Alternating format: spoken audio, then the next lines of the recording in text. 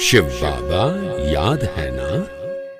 आज 21 जुलाई 73 के अव्यक्त बाप दादा के मधुर महावाक्य, रूहानी जज और जिस्मानी जज, यह है आज की अव्यक्त वाणी का टाइटल।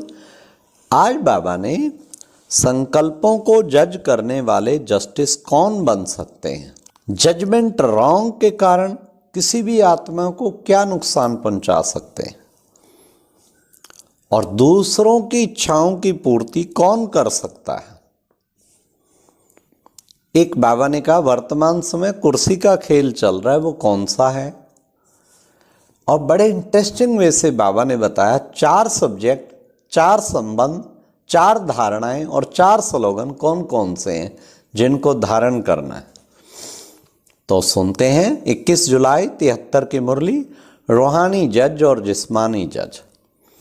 अपने को जस्टिस समझते हो? क्या अपने आप को और सर्व आत्माओं को जज कर सकते हो? वह जस्टिस तो सिर्फ बोल और कर्म को ही जज करते हैं, लेकिन आप तो संकल्प को भी जज कर सकते हो। ऐसे जस्टिस जो अपने और दूसरी आत्माओं के भी संकल्प को जज कर सके व परख सके, ऐसे बन गए हो। ऐसा जस्टिस कौन बन सकता है? अब बड़े ध्यान से सुनना उत्तर। जिसकी बुद्धि का कांटा एकाग्र हो। जैसे तराजू की सही परख तब होती है जब कांटा एकाग्र हो जाता है, हलचल बंद हो जाती है और दोनों तरफ समान हो जाती है। ऐसे ही जिसका बुद्धि योग रूपी कांटा एकाग्र है, एकदम जिसकी बुद्धि में कोई हलचल नहीं और निर्विकल्प स्थिति व स्टेज है, और जिसके बोल और कर्म में, लव एंड ला में, स्नेह और शक्ति में, अर्थात इन दोनों का बैलेंस है, तो ऐसा जस्टिस अर्थात जजमेंट दे सकता है। ऐसी आत्मा सहज ही किसी को परख सकती है। क्या ऐसी परखने की शक्ति व जजमेंट करने की शक्ति अपने में अनुभव करते हो?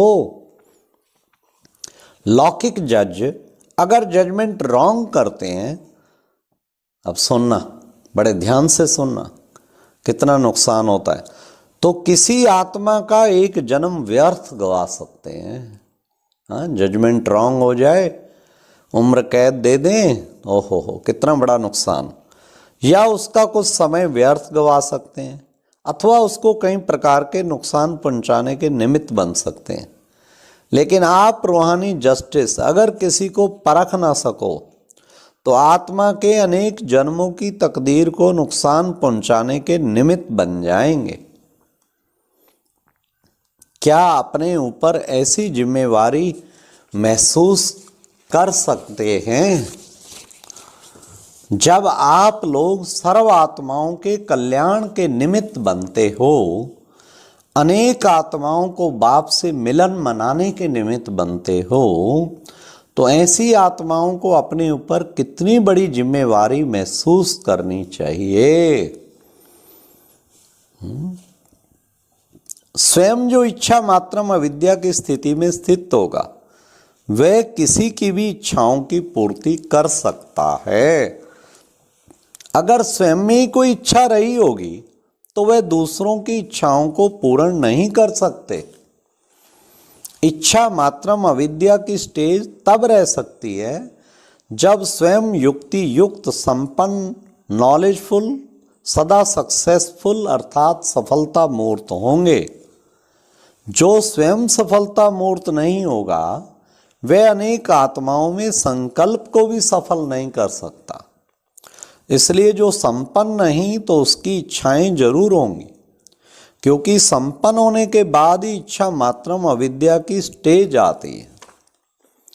तब कोई अप्राप्त वस्तु नहीं रह जाती, तो ऐसी स्टेज को ही कर्मातीत अथवा फरिश्तेपन की स्टेज कहा जाता है। अब सुनिए, बाबा एक चेयर्स का खेल सुना रहे हैं। बाबा कहते हैं जैसे चेयर्स का खेल होता है ना, दौड़ते रहते हैं, दौड़ते रहते हैं, सीटी बजी और कुर्सी पर बैठ गए। जिसने कुर्सी ली वह विजयी, नहीं तो हार। यह भी कुर्सी का खेल चल रहा है। वर्तमान समय खेल चल रहा है। तो इसमें आप क्या समझते हो? अभी 3 तालियां बजेंगी और तीसरी पर चेयर पर बैठ जाओ। क्या इतनी तैयारी है? लेकिन ये 3 तालियां जल्दी जल्दी बजती हैं। उनके बीच में ज्यादा टाइम नहीं होता। तो क्या इतनी तैयारी है कि जो तीसरी पर झट चेयर पे बैठ जाओ? ऐसी गारंटी है ना? तो कोशिश शब्द कहना तो माना कोई शक जरूर है। हाँ, कल आप पहले सीट पर नहीं बैठे थे क्या? कोई ना कोई कुर्सी लेना वह कोई बड़ी बात नहीं। कोई ना कोई कुर्सी तो प्रजा को भी मिलेगी। जब 16,000 को सीट मिलेगी तो 9 लाख वालों को भी सीट मिलेगी। लेकिन फर्स्ट सीट के लिए सदा अपने को एवर रेडी बनाना पड़े। अगर निमित्त बनने वाले ही सेकंड स्टेज तक पहुंचे तो जिनके आप निमित्त बनेंगी वह कहां तक पहुंचेंगे? इसलिए जो अपने को विश्व कल्याणकारी समझकर चल रहे हैं उनको तो सदैव ताली अथवा सीटी का इंतजार करना चाहिए। इंतजार वह करेगा, और बड़े ध्यान से सुनना, इंतजार वह करेगा जिसका पहले से ही अपना इंतजाम हुआ पड़ा होगा। अगर इंतजाम है तो वह इंतजार नहीं कर सकता। तो पहले से इंतजाम करना यह है महारथियों की व महावीरों की निशानी। तो अभी एवर रेडी बनने के लिए अभी से ही अपनी चेकिंग करो। जैसे सारी नॉलेज का रिवाइज कोर्स कर रहे हैं वैसे ही अपनी प्राप्ति व पुरुषार्थ का चार्ट भी शुरू से रिवाइज करके देखो। अब सुनिए सारी नॉलेज का। उसमें मुख्य 4 सब्जेक्ट हैं। चारों को सामने रखो और हर सब्जेक्ट में पास हो उसको देखो। जैसे 4 सब्जेक्ट हैं, कौन कौन से? ज्ञान, योग, दैवी गुणों की धारणा और ईश्वरीय सेवा। वैसे ही यहाँ 4 संबंध हैं। 3 संबंध तो स्पष्ट हैं, सत्य बाप, सत्य शिक्षक और सतगुरु। परंतु चौथा संबंध है साजन और सजनी का। यह भी एक विशेष संबंध है। हाँ, बहने को तो साजन शिव बाबा को समझने में मुश्किल नहीं होती, भाइयों को मुश्किल होती है। उनको भी करना है तभी देभान मिटेगा। परंतु चौथा संबंध है साजन सजनी का, आत्मा परमात्मा का मिलन अर्थात सगाई। यह संबंध भी पुरुषार्थ को सहज कर देता है। 4 सब्जेक्ट, 4 संबंध और फिर 4 धारणाएं हैं। बाप के संबंध में फरमानवरदार, शिक्षक संबंध में ईमानदार, गुरु संबंध में आज्ञाकारी और साजन के संबंध में वफादार। तो ये चारों संबंध और 4 विशेष धारणाएं, इन सभी को रिवाइज करके देखो। इनके साथ साथ 4 स्लोगन भी स्मृति में रखो। वे कौन से हैं? बाबा के संबंध में स्लोगन है सन सोज फादर, स्पूत बन सबूत देना। और शिक्षक के रूप में जब तक जीना है तब तक पढ़ना है, अर्थात लास्ट घड़ी तक पढ़ना है। यह लक्ष्य अगर मजबूत है तो फिर सर्व प्राप्तियां स्वतः ही हो जाती हैं।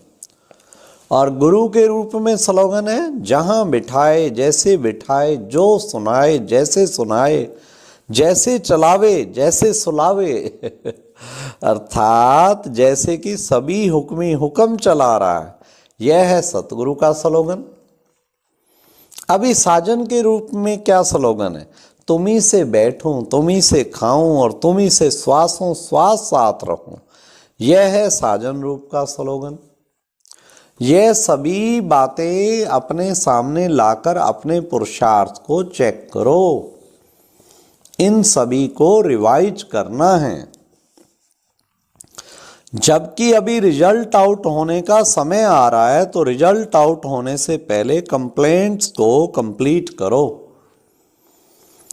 अपनी कंप्लेंट भी आप स्वयं ही करते हो। अमृत वेले से अपनी कंप्लेंट करते हो। जब तक अपनी कंप्लेंट्स हैं तब तक कंप्लीट नहीं हो सकेंगे। स्वयं ही मास्टर सशक्तिवान बन अपनी कंप्लेंट को कंप्लीट करो। अभी फिर भी लास्ट चांस का समय है, फिर तो टू लेट का बोर्ड लग जाएगा। अभी प्राप्ति की समय भी गई, थोड़ी रही, फिर नहीं, फिर तो पश्चाताप का समय आ जाएगा और पश्चाताप के समय प्राप्ति नहीं कर पाएंगे। जो संपूर्ण स्टेज के अति नजदीक होंगे उनके संकल्प में, बोल में और कर्म में एक नशा होगा। वो कौन सा नशा? नशा यह होगा कि जो भी कुछ कर रहा हूं उसमें संपूर्ण सफलता हुई ही पड़ी है। होनी है ना वह होगी ऐसा नहीं, हुई ही पड़ी है। संकल्प में भी ये नशा होगा। मेरे हर संकल्प की सिद्धि हुई पड़ी है। कर्म में भी ये नशा होगा कि मेरे हर कर्म के पीछे सफलता मेरी परछाई की तरह है। यह बोल की सिद्धि हुई पड़ी है। सफलता मेरे पीछे आने वाली है। सफलता मुझसे अलग हो ही नहीं सकती। ऐसा नशा हर संकल्प में, हर बोल, हर कर्म में जब होता है तब समझो अति समीप है। होना तो चाहिए, ला तो ऐसे कहता है, वह कर्म की फिलॉसफी और ज्ञान तो ये कहता है, यह है समीप। अब इसे जज करो कि अति समीप है या सामने है। ये 3 स्टेजेज हो गई ना।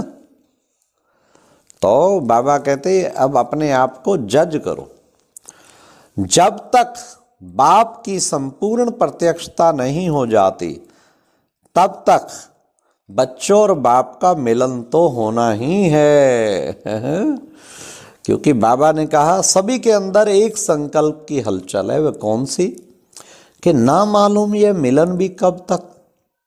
इस हलचल का रेस्पॉन्स कौन सा है? देखो, पहले भी सुनाया कि प्राप्ति का समय अभी बहुत गया, थोड़ा रहा। बड़े ध्यान से सुनना बाबा की बातें। थोड़े का भी थोड़ा है, जबकि प्राप्ति का समय थोड़ा है। और कई आत्माएं आने वाली हैं जिनके निमित्त आप लोगों को भी चांस है। ऐसी आत्माओं के प्रति अभी आप बाप भी बंधन में बंधे हुए हैं। इसलिए जब नए नए रतन आ रहे हैं, अपना कल्प पहले का हक नंबरवार ले रहे हैं, तो बाप दादा को भी हक देने आना ही पड़े ना। तो ऐसी हलचल नहीं मचाओ कि ना मालूम क्या होना है। लेकिन अव्यक्त मिलन का व्यक्त रूप से अनुभव कराने के लिए बीच बीच में मार्जिन दी जाती है, समय दिया जाता है कि जिसमें कभी अचानक व्यक्त द्वारा व्यक्त मिलन का पाठ समाप्त हो तो अव्यक्त स्थिति द्वारा अव्यक्त मिलन का अनुभव कर सको। कितना सुंदर बाबा ने जवाब दिया, जो आज की डेट पे भी बिल्कुल फिट बैठता है।